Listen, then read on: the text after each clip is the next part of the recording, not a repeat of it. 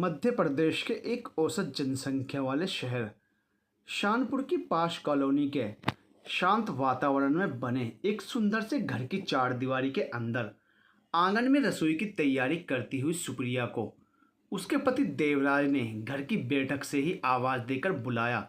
तो सुप्रिया कुछ झल्लाती बुदबुदाती हुई काम छोड़कर बैठक में आते हुए बोली, क्या काम है, जल्दी कहो जी। घर के सभी काम आज मुझे ही करने हैं। काम वाली 2 दिन की छुट्टी पर चली गई है। अरे तो इसमें परेशान होने की क्या बात है। कौन से जहाज डूबे जा रहे हैं, घर में 2 ही तो प्राणी हैं, मिलकर कर लेंगे। जरा देर बैठो, देखो ये अभी अभी मित्र का निमंत्रण पत्र मिला है। तुम्हें बताया था ना कि उनके पुत्र का रिश्ता टिमोरा गांव की लड़की से तय हुआ है। अच्छा फिर, सुप्रिया उत्साहपूर्वक बोली। टिमोरा का नाम सुनते ही सुप्रिया के बीते हुए एहसास छलांग मारकर यादों के दायरे से बाहर आ गए। कुछ दिन पहले जब सुप्रिया ने मध्य प्रदेश के नामी समाचार पत्र में टिमोरा के 35 वर्ष पुराने रेडियो शो, जो अब एक संग्रहालय का रूप ले चुका है, के मालिक विनोद पालीवाल का समाचार पत्र के मुख्य पृष्ठ पर संवाददाता के साथ सचित्र साक्षात्कार पढ़ा था, तब से ही उसने अपने पुराने एहसासों के हर लम्हे से छुटकारा पाने का प्रण कर लिया था और देवराज से वो संग्रहालय देखने चलने की बात की थी। 2 दिन बाद ही उनके पुत्र की बारात टिमोरा गांव के लिए प्रस्थान करने वाली है। वह चाहते हैं कि हम दोनों की भी बारात के साथ ही विवाह समारोह में शिरकत करनी है। वैसे तो मुझे अब इन समारोह में कोई रुचि नहीं। अगर हमारे बेटे यहाँ होते तो उनसे ही शामिल होने को भेज देते, मगर अब तो हमें ही रिश्ते दोस्ती आदि निभाने पड़ेंगे ना। फिर तुम्हारा मन भी तो वहाँ का संग्रहालय देखने का था। आखिर टिमोरा में 3 साल रह चुकी हो और 9वीं से 11वीं कक्षाएं वहीं के स्कूल से उत्तीर्ण की हैं। वैसे तो मेरे लिए वो हर स्थल दर्शनीय है जहाँ तुम्हारी यादें जुड़ी हुई हैं, लेकिन अब तो संग्रहालय बन जाने से वह छोटा सा शहर और भी महत्वपूर्ण हो गया है। हम अवश्य जाएंगे और साथ ही मैं अपना पुराना टेप रिकॉर्डर उस संग्रहालय को सौंपकर तुम्हें उस खटारा बेसुरे भोंपू से हमेशा के लिए मुक्त कर दूंगी। ऐसा ना कहो प्रिय, वो केवल एक मजाक होता है, जानती हूँ, मगर देव, मैं सचमुच उससे मुक्त होना चाहती हूँ। मनोरंजन के लिए तरह तरह के आधुनिक संसाधनों के आगे उसका क्या काम, फिर हमारे बाद पता नहीं उसका क्या हश्र हो। अतः मैं उसे सव्य उसके सही स्थान तक पहुंचाना चाहती हूँ। सुप्रिया गंभीर स्वर में बोली। फिर ठीक है, तुम तैयारी कर लेना। सुप्रिया का उस टेप रिकॉर्डर से 35 वर्षों का नाता था। टिमोरा छोड़ने के बाद उसका एक दिन भी ऐसा नहीं बीता था जब उसने उन दिनों की चर्चित फिल्म आराधना की कैसेट के अपनी आत्मा में रचे बसे उस विशेष गीत को ना सुना हो। यही नहीं, विवाह के बाद भी वो रेडियो कम टेप रिकॉर्डर उस कैसेट सहित दहेज के साथ अपने विशेष बैग में रखवा कर लाई थी। जब भी वो अपने कमरे में अकेली होती तो वही गीत आवाज़ एकदम स्लो रखकर रिवर्स करके बार बार सुना करती। शाम को देवराज के घर से बाहर जाते ही उसने पैक करने से पहले रिकॉर्डर में वही कैसेट लगाकर अंतिम बार वो गीत लगा दिया। कोरा कागज़ था ये मन मेरा, लिख लिया नाम इस पे तेरा। इस गाने की वो इस कदर दीवानी थी कि जब भी उस कैसेट के शब्द घिसने पर ठीक से नहीं सुनाई देते, वो तुरंत अपनी जमा की हुई खाली कैसेट में उस फिल्म के गीत भरवा लाती और पुरानी कैसेट भी फेंकने के बजाय छिपा कर रख लेती। इस तरह उसके पास एक जैसी लगभग 50 कैसेट जमा हो चुकी थी, जिन्हें आज तक देवराज सहित कोई कभी देख नहीं पाया था। गाने के बोल फूटते ही उन मधुर स्वर लहरियों की तरंगों में कब वो डूबती उतराती एक किश्ती की तरह समय की विपरीत धारा के साथ बहती चली गई, उसे पता ही नहीं चला। उस दिन सुप्रिया की अचानक आंख खुली तो दंग रह गई। यह क्या, रात के 2 बज गए और वो अभी तक बिस्तर पर नहीं गई। उसे याद आया कि बर्तन धोते धोते वो किसी भी बर्तन पर कभी राख से तो कभी पानी से गणित का सवाल भी हल करने में जुटी थी। कल गणित का मासिक पर्चा है और वो एक सवाल हल नहीं कर पा रही थी। पिता हमेशा उसकी सहायता किया करते थे, लेकिन समयाभाव के कारण उन्होंने भी कह दिया कि मैं काफ़ी सिखा चुका हूँ, अब सव्य कोशिश करो। विद्यालय 10 बजे खुलता है, लेकिन माँ की अस्वस्थता के कारण सुबह होते ही घर के सारे कार्य उसे ही करने होते हैं। अतः पढ़ाई के लिए देर रात तक जागती है और फिर प्रातः 4 बजे उठकर शेष कार्य पूर्ण कर लेती है। अब तो लगता है वो सवाल छूट जाएगा, लेकिन अगर वही सवाल पर्चे में आ गया तो 100 में से पूरे 14 अंक कम हो जाएंगे। सोचकर ही उसका मन भारी हो गया। 11वीं कक्षा की छात्रा सुप्रिया के पिता की एक बैंक में कैशियर के पद पर सरकारी नौकरी थी। साल 2 साल में तबादला होता रहता था। 2 साल पहले उनका तबादला टिमोरा शहर में हुआ था, जिसे गांव और शहर के बीच की श्रेणी में ही रखा जा सकता था। उसका घर शहर की मुख्य कॉलोनी में अलग, पिताजी के ऑफिस के निकट ही एक भवन की प्रथम मंजिल पर था। वहाँ घर कम थे, कुछ दुकानें अवश्य थी जहाँ से आवश्यकता का हर सामान उपलब्ध हो जाता था। वहाँ सिर्फ 12वीं तक ही पढ़ाई की सुविधा थी। उसने यहाँ पर 9वीं कक्षा से विज्ञान विषय ले लिया था, जिसमें सामान्य हिंदी और अंग्रेजी के अलावा 3 विशेष विषय भौतिक शास्त्र, रसायन शास्त्र और गणित पढ़ाए जाते थे। सुप्रिया बहुत प्रतिभाशाली थी। गणित में हमेशा 100% अंक प्राप्त करती थी। जल्दी ही उसने यहाँ भी सभी शिक्षकों का मन जीत लिया था। कक्षा की 50 छात्रों में लड़कियां सिर्फ 4 ही थी। लता उसके साथ की बेंच पर बैठती थी। वह उसकी प्रतिभा से बहुत प्रभावित थी। धीरे धीरे दोनों में अच्छी मित्रता हो गई। नई जगह होने के कारण सुप्रिया को लता का साथ बहुत भाता। हर बात में एक दूसरे की सहायता करती। लता गणित में कमज़ोर थी, अतः सुप्रिया उसकी काफ़ी मदद करती थी। सह शिक्षा अवश्य थी, लेकिन विद्यालय के नियम कठोर थे। अनुशासन का विशेष ध्यान रखा जाता था। लड़कियों को शिक्षक के आने तक कक्षा के बाहर ही इंतजार करना होता था और विषय का घंटा समाप्त होते ही पहले लड़कियां बाहर निकलती, उसके बाद ही वह शिक्षक बाहर आते थे।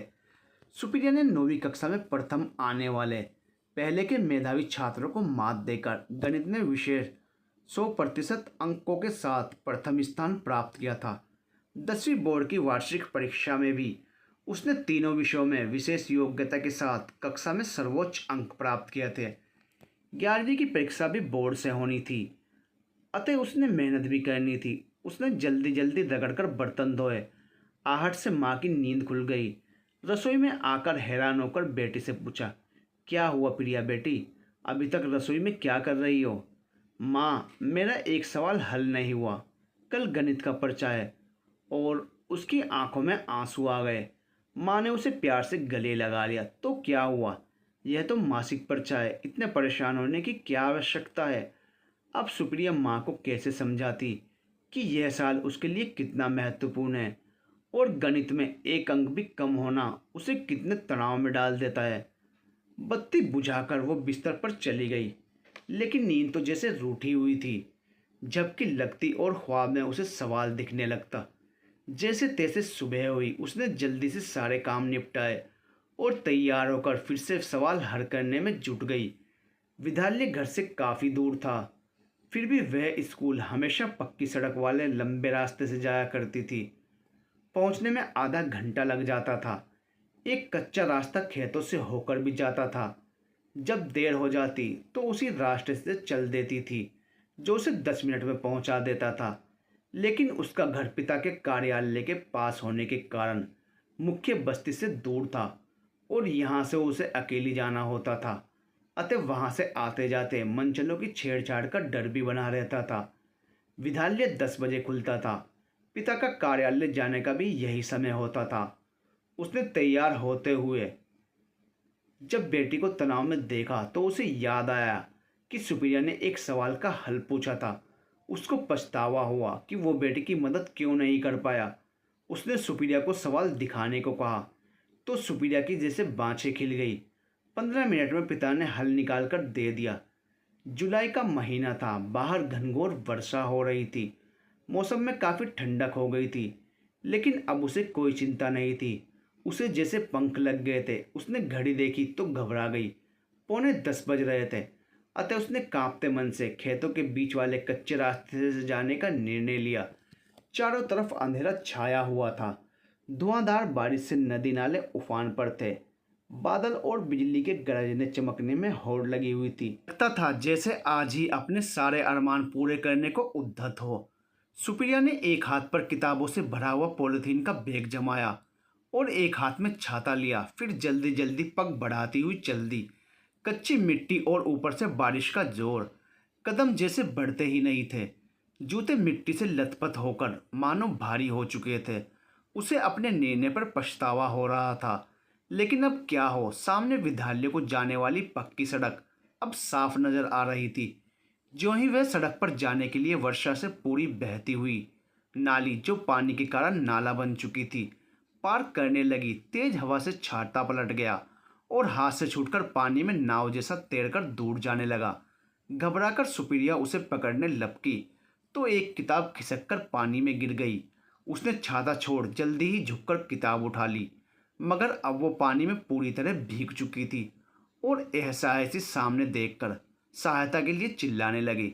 सामने ही सड़क पर एक चाय की गुमटी थी। वहां से आते जाते लोग वहां भोला भैया की चाय पीने अवश्य रुकते थे। उसकी चीख सुनकर भोला की नज़र सुप्रिया पर पड़ गई। उसने तुरंत वहां चाय सुकड़ते हुए एक मात्र युवा ग्राहक को उस तरफ इशारा करके वहां जाने का अनुरोध किया। युवक ने सुप्रिया को देखते ही पहचान लिया और चाय का कप छोड़कर उस तरफ दौड़ पड़ा। सुप्रिया होश हवास खोकर उसी स्थान पर जड़वत खड़ी रह गई थी। युवक को आते देखकर उसकी जान में जान आई, मगर जब उसने गौर से देखा कि वो युवक उसी की कक्षा का सबसे होनहार छात्र विनोद था, जो सुप्रिया के आने के बाद से गणित के शिक्षक अग्रवाल सर की प्रताड़ना का शिकार बना हुआ था। क्योंकि सर कक्षा में जो भी सवाल हल करने को कहते, वो उनके राउंड पूरा करते ही सुप्रिया हल कर लेती थी, जबकि उससे पहले इस उपलब्धि पर विनोद का ही एकाधिकार था। अग्रवाल सर बहुत गुस्सैल थे। विनोद को पिछड़ते देखकर सीधे उसे बेंच पर यह कहकर कान पकड़वाकर खड़ा कर देते कि जब एक लड़की इतनी जल्दी सवाल हल कर लेती है तो वो क्यों नहीं कर सकता। इस समय संकट की स्थिति में उसी विनोद को सामने देखकर सुप्रिया की सिट्टी पिट्टी गुम हो गई। वो यह समझ नहीं पाई कि विनोद स्कूल में ना होकर यहाँ क्यों है। सोचने लगी कि पता नहीं वो उसके साथ कैसा बर्ताव करेगा। विनोद बिना एक पल भी गंवाए छलांग लगाकर नाली पार करके सुप्रिया के पास पहुंच गया और उसके कांपते हाथ से किताबों का बैग लेकर दूसरे हाथ से उसका हाथ पकड़कर धीरे धीरे सुरक्षित नाली पार करवा दी और सड़क पार करके उसे गुमटी की बेंच पर बिठाकर भोला को 2 कड़क चाय बनाने के लिए कहा। भोला समझदार था। विनोद की चाय ठंडी हो चुकी देखकर उसने पहले ही चाय बनाने को रख दी थी। अब विनोद पुनः दौड़कर सड़क पार जाकर सुप्रिया के बहते हुए छाते को भी सुरक्षित निकाल लाया और सीधा करके खोलकर सूखने के लिए एक तरफ रख दिया। इस क्रम में सुप्रिया और वो पूरी भीग चुके थे। सुप्रिया के मुंह पर तो मानो ताला ही लग गया था। 2 बोल धन्यवाद के भी विनोद के लिए वह नहीं निकाल सकी। एक तो पहली बार किसी युवक ने उसे छुआ था, ऊपर से अब उसके मन में विनोद के प्रति एक अपराध बोध भी जड़ जमा चुका था। जैसे तैसे चाय सुड़क कर जाने के लिए उठकर खड़ी हो गई। यह देखकर विनोद ने कहा, सुप्रिया जी, आज भारी वर्षा के कारण स्कूल बंद है। मैं वहाँ सूचना पढ़कर वापस जा रहा था। शायद आपकी सहायता हेतु ही भोले भैया की चाय ने मुझे यहाँ बुला लिया। आपको गीले वस्त्रों में चलने में परेशानी होगी। लाइए, किताबें और छाता मुझे दीजिए। बारिश तो रुक ही चुकी है, आपको घर के निकट छोड़ दूंगा। सुप्रिया की माँ ने दी हुई हिदायत कैसे भूल सकती थी कि लड़कों के स्कूल में पढ़ने की इजाज़त तो ले ली, मगर खबरदार जो किसी लड़की की तरफ आंख उठाकर भी देखा कि फलाने बहन को जाट लड़के से छिपकर मिलते, हंसकर बोलते देख लिया, तो चुपचाप उसे खाने में जहर देकर मार डाला। किसी को कानों कान खबर भी नहीं हुई। सुप्रिया के लिए तो पढ़ाई की छूट मिलना ही मनचाही मुराद हासिल करने जैसा था। वो क्यों भला किसी लड़के की तरफ देखकर अपना सुख चैन नष्ट करती। किताबों में उसके प्राण बसते थे। पढ़ाई के अलावा कुछ सोचने की भी उसे फुर्सत नहीं थी। माँ वैसे ही पूरा दिन उसे घर के कामों में उलझा कर रखती थी। आखिर आधा दर्जन भाई बहनों में सबसे बड़ी जो थी, रात में बड़ी मुश्किल से अपना होमवर्क पूरा कर पाती थी। वो तो उसकी प्रतिभा थी, जिससे उसे कक्षा में पढ़ाया हुआ तुरंत याद हो जाता था। वो तुरंत मुंह पर पड़ा ताला खोलकर बोल पड़ी, नहीं नहीं, आप कष्ट मत कीजिए, मैं धीरे धीरे चली जाऊंगी। मगर चलते हुए उसके कदम डगमगा रहे थे। उसके दिल दिमाग पर विनोद के हाथ की छुअन हावी होती जा रही थी। यह क्या और क्यों हो रहा है, वो यह भी समझ नहीं पा रही थी। क्या उसे भी वैसा ही एहसास हो रहा होगा? अब सुप्रिया स्कूल जाती तो विनोद को देखते ही नज़रें झुका लेती, जबकि वो उसको कोई नोटिस ही नहीं लेता था। उस दिन के बाद गणित के सवाल तुरंत हल करने वाली सुप्रिया धीरे धीरे गणित में ही पिछड़ने लगी। विनोद अब सबसे पहले सवाल हल करके विजयी भाव से कनखियों से उसकी तरफ देखता तो वो हारे हुए जुआरी की तरह तुरंत सिर झुका लेती। गणित के सर भी आश्चर्य करने लगे थे। चूंकि स्कूल में लड़कियों को बेंच पर खड़ा करना नियम विरुद्ध था, अतः एक बार उसने कड़क आवाज में उससे पिछड़ने का कारण पूछा तो सुप्रिया ने घर के कार्यों में व्यस्तता का बहाना बनाकर छुटकारा पा लिया। परीक्षाएं होती रही, मासिक, तिमाही और छमाही में भी वो विनोद से पीछे थी। विनोद अपनी पोजीशन वापस हासिल करके बहुत प्रसन्न था, मगर शायद उसे भी शक हो गया था कि सुप्रिया जानबूझकर ऐसा कर रही है। उसकी नज़रें सुप्रिया का मन टटोलने को मचल उठती, मगर स्कूल के कठोर अनुशासन के कारण कभी उससे पूछने का अवसर ही नहीं मिला। स्कूल का अंतिम वर्ष था। 12वीं की वार्षिक परीक्षा के बाद स्कूल छूटने के एहसास मात्र से सुप्रिया की आस का दिया तो पहले ही बुझ चुका था। ऊपर से विनोद को भी अब कभी ना देख पाने के दुख ने रही सही कसर भी पूरी कर दी। घर के कामों का बोझ अलग था। ऐसे में परीक्षा की तैयारी ठीक से कैसे होती? परिणाम स्पष्ट था। इस बार वो द्वितीय श्रेणी में ही उत्तीर्ण हुई थी। स्कूल छूट गया था। टिमोरा में कॉलेज होता तो वो जैसे तैसे घर के सारे कार्य करने की शर्त पर माँ को मना लेती, मगर अब आगे पढ़ने की उम्मीद करना ही व्यर्थ था। वैसे भी उसकी बिरादरी की सभी लड़कियां बड़े बुजुर्गों के पुराने विचारों के कारण प्राइमरी से आगे नहीं पढ़ सकी थी। यह तो सुप्रिया की खुशकिस्मती थी कि पिता के तबादले के कारण वो अपना गृहनगर छोड़ चुकी थी। उसके पिता उसकी प्रतिभा से भली प्रकार वाकिफ थे और बेटी की रुचि देखकर उसे आगे पढ़ने के लिए अपनी कम पढ़ी लिखी पत्नी को मना लेते थे। मजबूर सुप्रिया अब स्कूली अध्याय को बंद करके पूरी तरह से घर के कार्यों को समर्पित हो चुकी थी। उसका पहला प्यार स्कूल और किताबें थी, तो दूसरे क्रम पर उसका संगीत प्रेम था। उसे रेडियो पर हर तरह के मधुर संगीत वाले फिल्मी गाने सुनना बेहद अच्छा लगता था।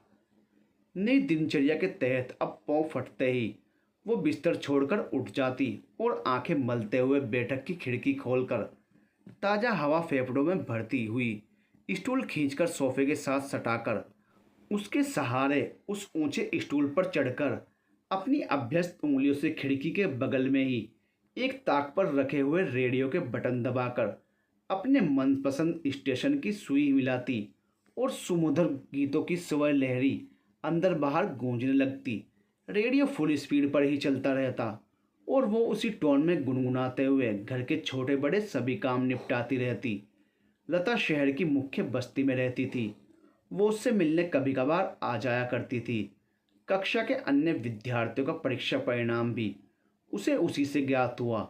उसी ने बताया कि विनोद प्रथम श्रेणी में उत्तीर्ण हुआ था।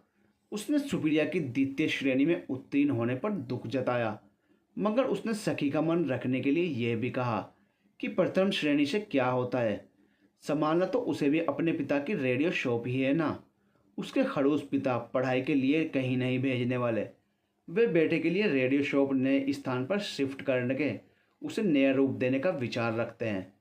विनोद का नाम सुनकर उसके मन में उथल पुथल मच गई थी।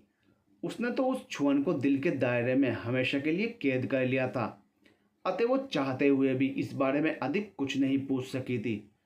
कुछ समय बीतने पर एक दिन सुबह जैसे ही सुप्रिया ने खिड़की खोली तो उसे बाजू वाली बिल्डिंग में, जो उसकी बिल्डिंग से एक संकरी गली के फासले पर थी, खटर पटर की आवाज़ सुनाई दी। उसने खिड़की पूरी खोलकर देखा तो उस खाली पड़ी बिल्डिंग की वो बंद खिड़की, जो उसकी बैठक के समानांतर कुछ आगे के हिस्से में थी, खुली हुई थी और कुछ कामगार सफाई आदि के कार्यों में लगे हुए थे। शायद वहाँ कोई रहने आ रहा है। यह सोचकर सुप्रिया ने ध्यान नहीं दिया। वो रेडियो पर मनपसंद गाने लगाकर अपने रोजमर्रा के कार्यों में लग गई। मगर जब हर दिन उस खिड़की से दिन भर उठा पटक के आवाज़ आने लगी तो वो रेडियो बंद करने के साथ खिड़की भी बंद कर देती थी। क्योंकि रसोई बैठक की सीध में ही थी और काम करते हुए उस तरफ के लोग उसकी खिड़की के ठीक सामने छत के खाली पड़े हिस्से में लगे नल तक आकर झांकते नजर आते थे। वहाँ क्या काम चल रहा है, इससे सुप्रिया को कोई भी रुचि नहीं थी। रसोई में वो अकेली ही होती थी और माँ सहित सभी बच्चे बैठक के साथ ही लगे हुए दो बड़े हॉलनुमा कमरों में या सामने की खुली छत पर होते थे। 2-3 माह बीतने पर एक दिन नीचे कुछ आवश्यक सामान लेने के लिए गई। सुप्रिया को उस पड़ोसी बिल्डिंग के ऊपर हिस्से की बालकनी पर एक बोर्ड लगा हुआ दिखाई दिया, जिस पर बड़े बड़े अक्षरों में पालीवाल रेडियो शॉप लिखा हुआ था। पालीवाल उपनाम तो विनोद का भी था और लता उसकी रेडियो शॉप का जिक्र भी उससे कर चुकी थी। अतः उत्सुकतावश उसने ऊपर आकर खिड़की खोलकर देखा तो उस घर के आगे के हिस्से में एक कुर्सी पर कोई अधेड़ व्यक्ति सामने रखी हुई टेबल पर रेडियो सुनने में व्यस्त था और जहाँ तक उसकी नज़र जा रही थी तरह तरह के पैकेट दिखाई दिए।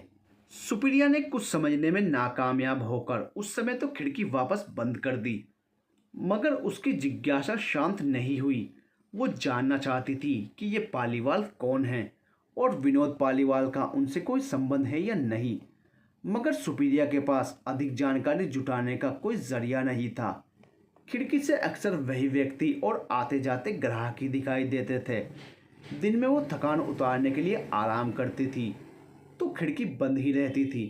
एक दिन दोपहर के समय लता उससे मिलने के लिए आई तो उसे बैठक में बिठाकर सुप्रिया ने खिड़की खोली तो उसने कुर्सी पर एक अधेड़ व्यक्ति के स्थान पर एक युवक को बैठे देखा, जो हंस हंस कर ग्राहकों को नए नए मॉडल के रेडियो दिखा रहा था।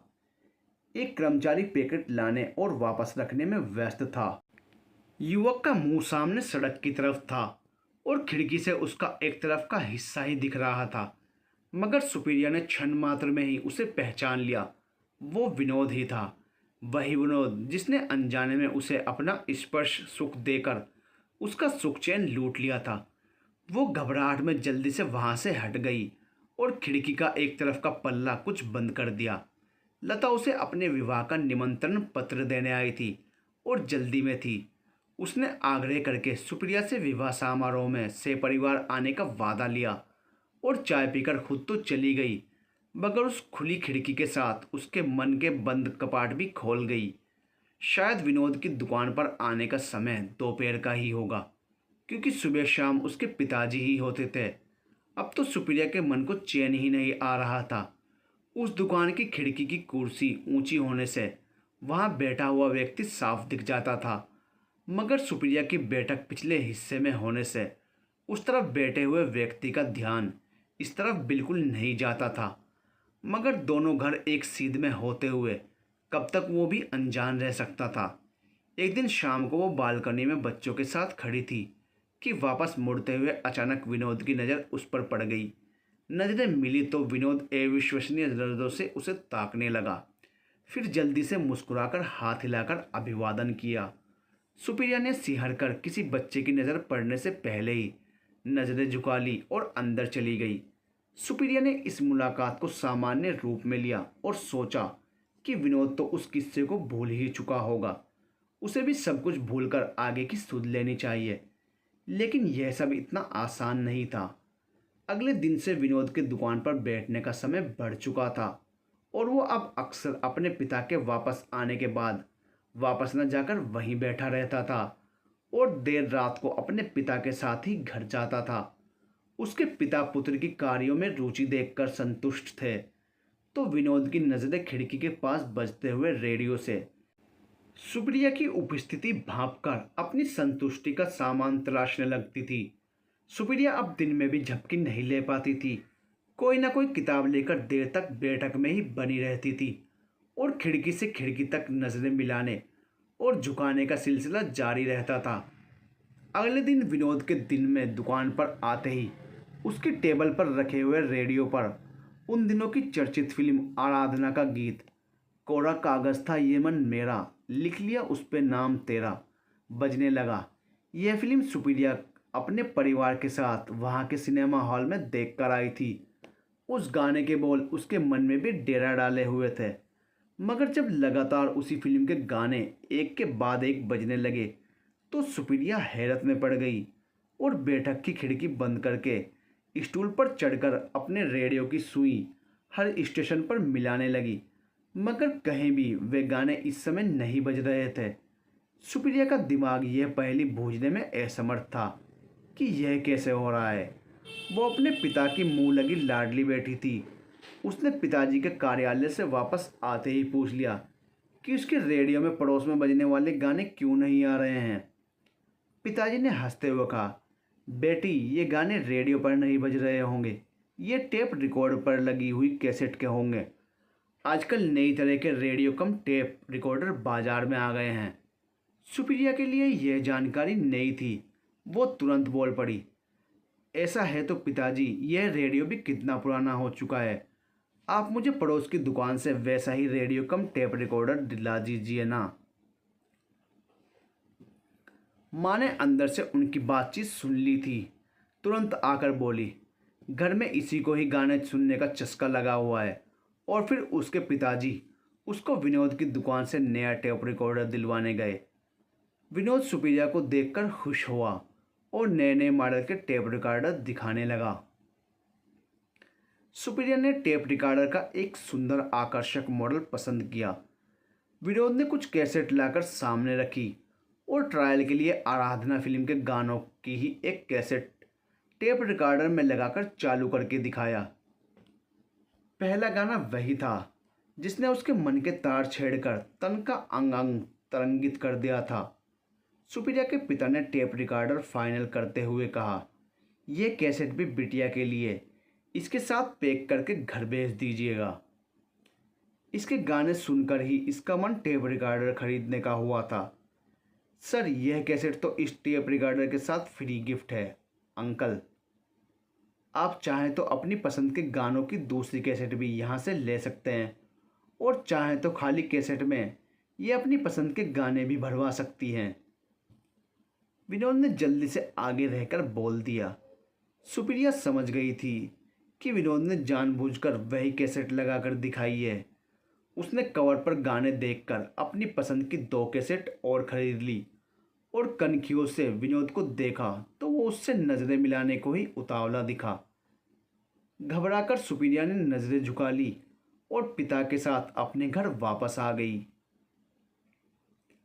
अगले दिन से सुप्रिया की दिनचर्या में नई कैसेट के गीत सुनना भी शामिल हो गया। उपहार में विनोद की दी हुई कैसेट तो उसके लिए अब हीरे से बढ़कर थी। वो फुर्सत के पलों में ही उस कैसेट का अपना मनप्रिय गाना कोरा कागज था धीमी आवाज में बार बार सुना करती। विनोद और उसकी मासूम प्रेम कहानी खिड़की के रास्ते ताक झांक नजरें मिलाने झुकाने से आगे की राह पर बढ़ती। उससे पहले ही अचानक सुप्रिया के पिताजी के लिए तबादले का फरमान जारी हो गया। पिता के तबादले की बात सुनते ही सुप्रिया के सुलगते हुए अरमान एकाएक राख के ढेर में तब्दील हो गए। पड़ोस में रहते हुए हो सकता था कि 2 दिल प्रेम की डोर में बंध जाते और वो हमेशा के लिए विनोद की संगनी बन जाती। मगर उन्हें उस शहर में रहते 4 साल पूरे हो चुके थे, अतः तबादला स्थगित होना संभव नहीं था। उन्हें 1 सप्ताह के अंदर ही यह शहर छोड़ देना था।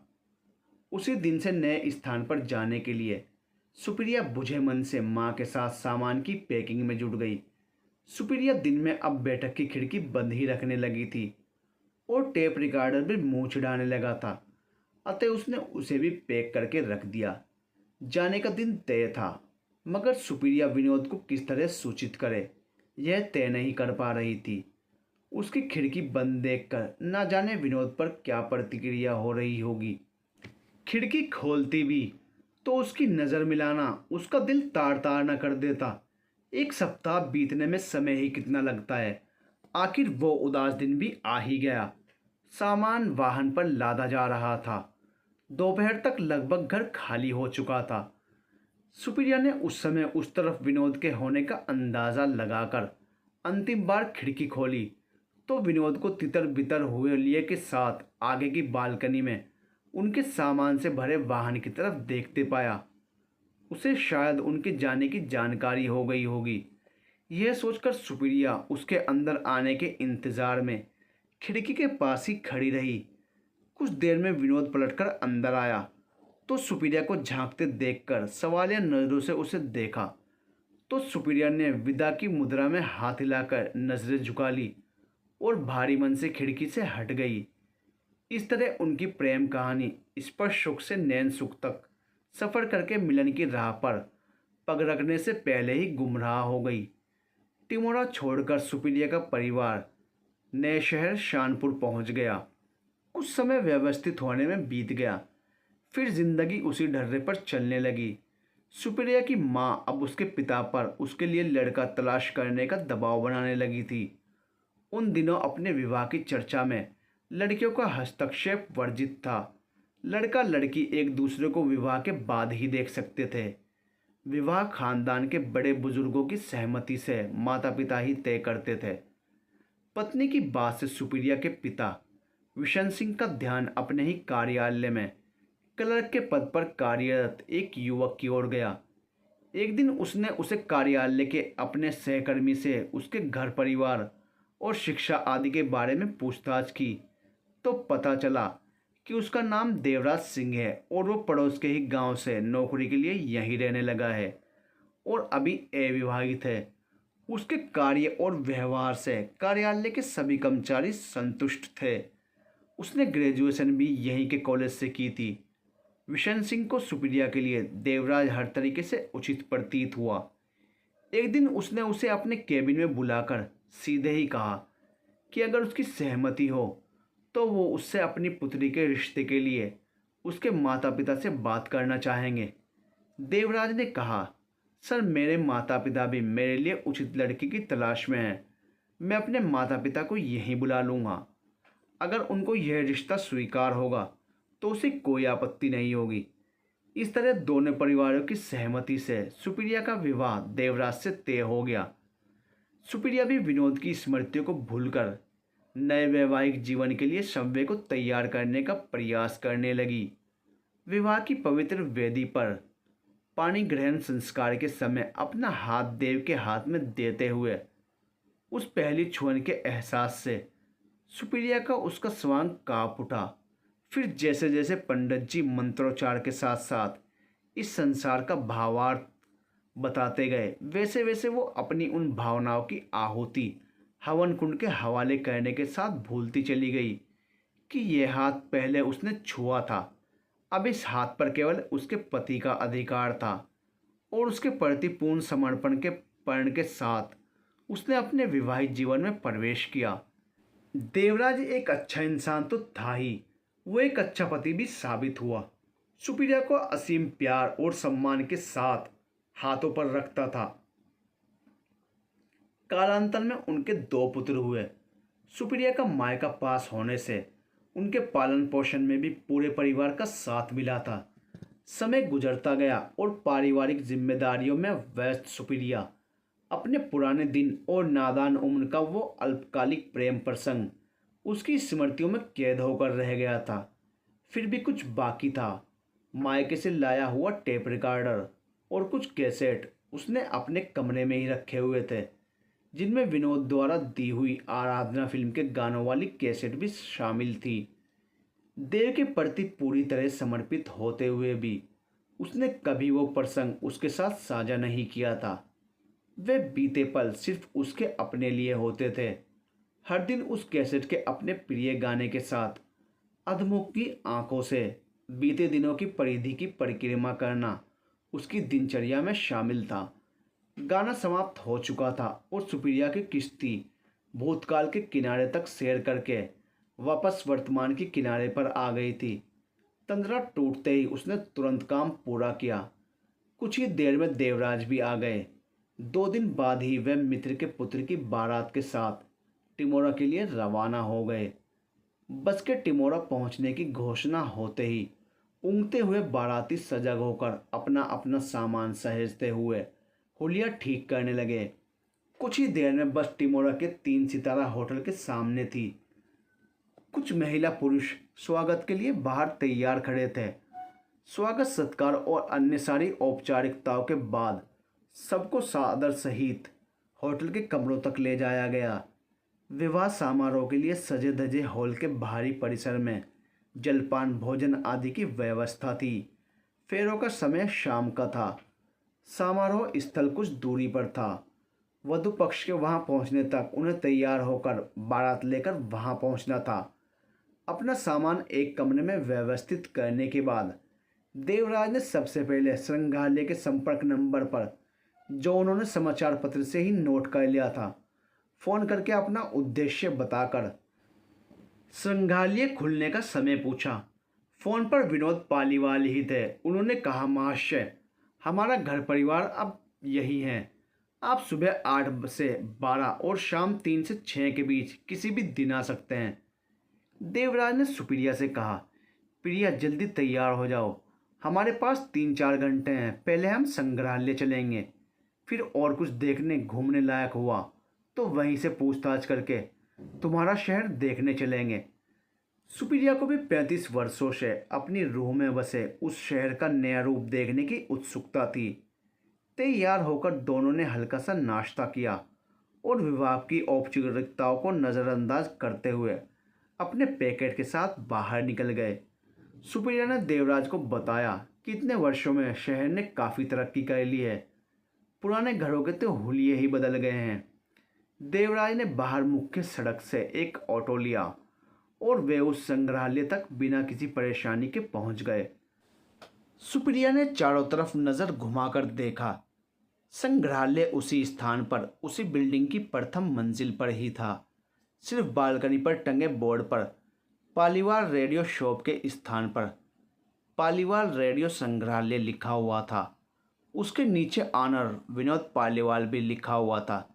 सामने वाले भवनों की कतार में बैंक का वही भवन मौजूद था जहां उसके पिताजी का कार्यालय था। संग्रहालय के बाजू वाली बिल्डिंग भी अपने नए रंग रूप के साथ वहीं थी। दोनों बिल्डिंग्स के बीच वही संकरी गली थी। गली की तरफ वाली खिड़कियों पर पर्दे लगे हुए थे। बिल्डिंग का प्रवेश द्वार गली के बीच में था, जहां से वो पिता के साथ एक बार ऊपर शॉप तक जा चुकी थी। सुप्रिया पैकेट के साथ चलते हुए देव के पीछे पीछे ही एक अनजान की तरह प्रवेश द्वार तक पहुंची। वहां संग्रहालय का नाम और ऊपर जाने के लिए तीर का निशान बना हुआ था। वे घुमावदार सीढ़ियों से ऊपर तक पहुंच गए। अंदर जाने के लिए एक तरफ के द्वार के ऊपर विनोद पालीवाल का नाम और बगल में घंटी का बटन था। द्वार पर पर्दा लटका हुआ था। देव के बटन दबाते ही एक व्यक्ति ने वहां आकर उन्हें अंदर बुला लिया।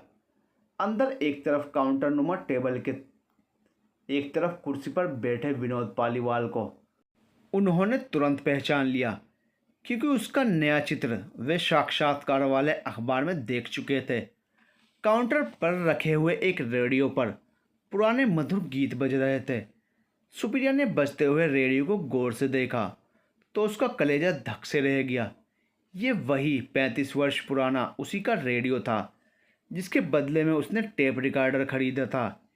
यानी विनोद भी उसकी स्मृतियों को अब तक इस तरह संजोए हुआ था। सुप्रिया के मन में भी शायद अब तक कोई चोर छिपा था जो उसने देवराज से इस शहर में अपने रहने के समय की कोई भी बात साझा नहीं की थी। अब तो चोरी पकड़े जाने के डर से वो घबरा गई कि कहीं विनोद वो पुराना प्रसंग ना छेड़ दें। उसने यह तो सोचा ही नहीं था कि इस तरह की परिस्थिति भी निर्मित हो सकती है। उन्हें देखते ही विनोद ने उठकर हाथ जोड़कर उनका अभिवादन किया और अपना परिचय देकर बैठते हुए उन्हें सामने रखी हुई कुर्सियों की तरफ संकेत करते हुए बैठने के लिए कहा। देवराज ने भी बैठने से पहले विनोद के अभिवादन का उत्तर देते हुए अपना और सुप्रिया का परिचय देते हुए कहा, मैं Devraj Singh, retired bank manager, और ये मेरी श्रीमती जी सुप्रिया सिंह। ये इस शहर में अपने स्कूली जीवन के 4 वर्ष बिता चुकी हैं और अपनी मायके से दहेज में लाई हुई शेष बची हुई एकमात्र पूंजी इस संग्रहालय को सौंपने आई हैं। कहते हुए देवराज अपना लाया हुआ पैकेट काउंटर पर रखकर खोलने लगा। सुप्रिया नाम सुनते ही विनोद ने चौंक कर सुप्रिया की तरफ देखा तो उसने घबराहट में हाथ जोड़कर नहीं की मुद्रा में दोनों तरफ गर्दन हिलाई और अपनी नज़रें झुका ली। विनोद तुरंत मामला समझ गया। देवराज का ध्यान अभी उनकी तरफ नहीं गया था। विनोद ने भी सिर नीचे करके पलकें मूंद कर सुप्रिया को निश्चिंत रहने का इशारा कर दिया और फिर सामान्य होकर खुद पर कंट्रोल कर लिया। देवराज ने टेप रिकॉर्डर और उसके साथ का कैसेट बॉक्स निकालकर टेबल पर रख दिया, जिसे विनोद ने एक नज़र देखते ही पहचान लिया। दोनों तरफ के एहसास मौन थे, मगर बेजान उपकरण उनकी जान पहचान की गवाही दे रहे थे। विनोद ने वो टेप रिकॉर्डर उठाकर बजते हुए रेडियो के साथ रख दिया और माहौल को हल्का करने के लिए अपने कर्मचारी को नीचे सबके लिए चाय बनवाने के लिए भेजा। चाय आने तक इधर उधर की बातें होने लगी। विनोद ने बताया, यह भवन मेरे पिताजी का बनवाया हुआ है। मैं उनका इकलौता पुत्र हूँ। पहले जब ये रेडियो की दुकान हुआ करती थी, लोग एक्सचेंज ऑफर में नया खरीद कर पुराना दे जाते थे और निम्न वर्ग के शौकीन लोगों को पुराने उपकरण सस्ते में उपलब्ध हो जाते थे। फिर जब हम घर परिवार की जिम्मेदारियों से मुक्त हुए और हमारे इकलौते पुत्र और पुत्री विवाह के बाद विदेश जाकर बस गए, तो माता पिता के परलोकवासी होने के बाद हम दो प्राणी ही इस घर में रह गए। अतः बढ़ती उम्र और घटती आवश्यकताओं को देखते हुए हमने धीरे धीरे नई खरीदी बिक्री का कार्य बंद करके एकत्र हो चुके पुराने नमूनों को सहेजना प्रारंभ कर दिया। चाय के साथ नाश्ता भी आ गया था। चाय नाश्ते का दौर समाप्त होने पर विनोद उन्हें अंदरूनी हिस्से में बने अपने हॉल में स्थापित संग्रहालय तक ले गया और बोला, देवराज जी, यही मेरा छोटा सा घरेलू संग्रहालय है। यहाँ आपको बीती सदी के चौथे दशक से लेकर अब तक के सभी मॉडल देखने को मिलेंगे। देवराज ने चारों तरफ नज़र घुमाई। हॉल के सामने का प्रवेश द्वार वाला हिस्सा छोड़कर तीन तरफ काउंटर नुमा लंबे और लगभग 20 इंच चौड़े प्लेटफॉर्म की ऊंचाई में 4 पंक्तियां थी। बीचों बीच भी लंबा प्लेटफॉर्म था। नीचे की 2 पंक्तियों और बीच के प्लेटफॉर्म पर लगातार रेडियो ट्रांजिस्टर और रेडियोकम टेप रिकॉर्डर करीने से रखे हुए थे। सुप्रिया और देवराज हर मॉडल को निकट से ध्यानपूर्वक देखने लगे। हर उपकरण के साथ एक कार्ड लटका हुआ था, जिस पर उसके दानदाता का नाम उसके शहर का नाम के साथ अंकित था। विनोद उनके साथ रहकर रुचिपूर्वक हर मॉडल के साथ जुड़ी कहानी भी सुनाता रहा। आधे घंटे में ही वे वापस अपने स्थान तक आ गए। विनोद ने उनके उपकरण के लिए उनका और शहर का नाम लिखकर देने को कहा। तभी देवराज का ध्यान अपने उपकरण के साथ रखे हुए उस छोटे से रेडियो की तरफ चला गया। उन्होंने उस पर कोई लेबल ना देखकर विनोद से इसका कारण पूछा, तो विनोद ने ठहाका लगाते हुए कहा, मित्र, यह रेडियो मेरे किशोरवय में मेरे साथ हुए एक एक्सीडेंट की निशानी है और तब से मेरे नितांत निजी पलों का साथी है। सुप्रिया के तो प्राण हलक में थे ही। देवराज भी हैरान हुए बिना नहीं रह सका। वो बोला, ऐसा कैसे विनोद जी? रेडियो और एक्सीडेंट में तो कोई समानता ही नहीं। विनोद फिर हंसते हुए बोला, देवराज जी, वो कोई ऐसा वैसा सामान्य एक्सीडेंट नहीं था। एक बार बारिश के पानी में फंसी हुई एक सहपाठी लड़की की सहायता करते हुए उसके हाथ के स्पर्श मात्र से हमारे दिल टकरा गए थे। फिर परिस्थितियों वश मिलने से पहले ही विपरीत दिशाओं में मुड़ गए और उसके जाते जाते इत्तेफाक से उसकी निशानी यानी यह रेडियो मेरे पास रह गया। इत्तेफाक इसलिए कि वो एक बार हमारी शॉप पर अपने पिता के साथ आई थी और एक्सचेंज ऑफर के तहत मेरे पिताजी से मेरे सामने ही इसके बदले उस समय के टेप रिकॉर्डर का नया मॉडल ले गई थी। सच कहूँ तो यह संग्रहालय बनाने की प्रेरणा इसी रेडियो से ही मिली। उस घटना का जिक्र मैंने आज तक अपनी पत्नी से भी नहीं किया। क्यों? क्या यह आपकी पत्नी के साथ अन्याय नहीं? नहीं मित्र, यह अन्याय नहीं। दुनिया बहुत छोटी है। हो सकता है जिसे आप इस संग्रहालय का नाम सुनकर यहाँ आए हैं, कभी वो लड़की भी अपने पति के साथ या उसकी नई पौध कभी यहाँ तक आ पहुँचे और नाम के टैग से कोई उसके अतीत की परतें उधेड़ने लगे। मैं नहीं चाहता कि मेरे कारण यह रेडियो उसकी रुसवाई का कारण बने। इस पुरुष प्रधान समाज में तब भी और अब भी मर्द खुद चाहे कितनी ही लड़कियों के साथ फ्लर्ट करे, पत्नी के साथ अपनी करतूत चटखारे लेकर साझा करेगा और पत्नी अपने पति को तनाव मुक्त रखने के लिए सहनशील रुख भी अपनाएगी। मगर वो यदि जान जाए कि उसकी पत्नी को विवाह पूर्व किसी ने हाथ भी लगाया है, तो उसके मन में उसके प्रति शक का बीज अंकुरित होने लगेगा। सुप्रिया बुद्ध बनी विनोद की बातों को सुनती और मन ही मन उसके विचारों को सराहती रही। आज दोनों अपने परिवर्तित भौतिक और मानसिक रूप के साथ आमने सामने थे। आज के उजाले में अतीत की परछाइयां विलुप्त हो चुकी थी। दोनों अपने वर्तमान में सुखी और संतुष्ट थे। उसे विश्वास था कि आज के बाद विनोद भी अपने बीते हुए एहसासों को उसकी तरह समाधिस्थ कर देगा। देवराज ने घड़ी देखी। अब शहर देखने की गुंजाइश नहीं थी। चर्चा समाप्त करके विनोद से जाने की इजाज़त लेकर सुप्रिया के साथ बाहर का रुख कर लिया।